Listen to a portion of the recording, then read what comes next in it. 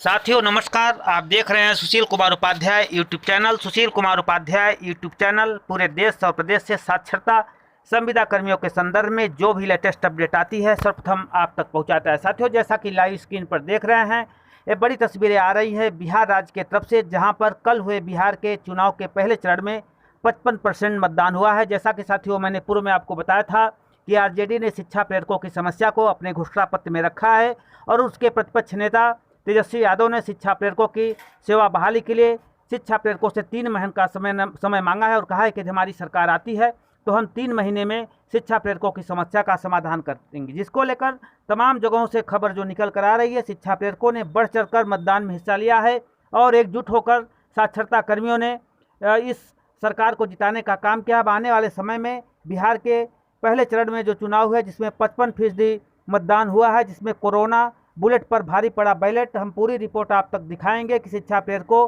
का लगातार प्रयास और सरकार के विरोध का नतीजा इस परिणाम को क्या बदलेगा, क्या आने वाले समय में आरजेडी की सरकार बनेगी और शिक्षा प्रेरकों की सेवा बहाल होगी। हम साथियों इसमें विश्लेषण करने का प्रयास करेंगे। बिहार विधानसभा चुनाव 2020 के लिए बुधवार के पहले चरण का मतदान हुआ।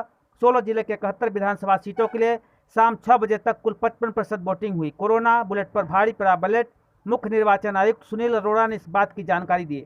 इसके साथ इन्होंने बिहार के मतदाताओं को भी धन्यवाद दिया कि पहले चरण के मतदान के बाद 1066 उम्मीदवारों की किस्मत अब ईवीएम में कैद हो गई है। 10 नवंबर को नतीजे आएंगे। मुख्य निर्वाचन आयुक्त सुनील अरोड़ा ने कहा कि बिहार में पहले चरण के चुनाव में शाम 6 बजे तक 53.54% मतदान हुआ है। बिहार के मतदाताओं को धन्यवाद देता हूं जिन्होंने इस परिस्थितियों में आकर मतदान किया है। बिहार प्रशासन भी धन्यवाद देता हूँ जिन्होंने कोविड को देखते हुए इतने विस्तृत इंतजाम किया था।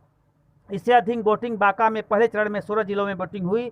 सबसे अधिक 59.57% मतदान बांका में हुआ है। इसके अलावा भागलपुर में 54.20%, लखीसराय में 55%, शेखपुरा में 55%। तो लगभग आंकड़ा जो आ रहा है तमाम जिलों में जो आंकड़ा है वो 55% से ज़्यादा हुए। बिहार विधानसभा के पहले चरण में जिस तरह से साक्षरता कर्मी लामबंद होकर इस सरकार को हराने का काम किया है, जैसा कि आप लाइव स्क्रीन पर देख रहे हैं, तमाम साक्षरता कर्मी लामबंद होकर वोटिंग का काम कर रहे हैं। आने वाले समय में जिस तरह से तमाम सभाओं में भाजपा सरकार का लोगों ने विरोध किया है, जिस तरह से आरजेडी का लोगों ने समर्थन किया है, अब आने वाले समय में अब देखने का विषय है कि किसकी सरकार बनती है, क्योंकि 10 नवंबर को वोटिंग का कार्य समाप्त हो जाएगा और गणना की जाएगी। तो जिस तरह से तमाम संविदा कर्मचारी साक्षरता कर्मी लगातार इस सरकार से खफा हैं, क्योंकि अपनी संविदा बहाली को लेकर तमाम कर्मचारी संविदा हैं जो कि रेगुलराइजेशन की मांग कर रहे थे। सरकार की तरफ से केवल आश्वासन की घुट्टी पिलाई गई थी, केवल इनके लिए कमेटी गठित की गई थी, लेकिन तमाम उपाय के बाद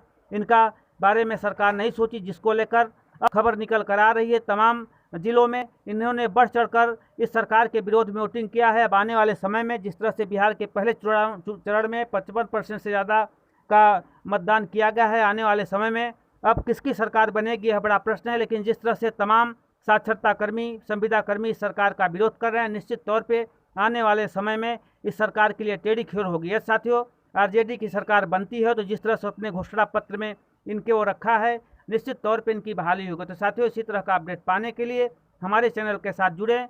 धन्यवाद साथियों, नमस्कार साथियों।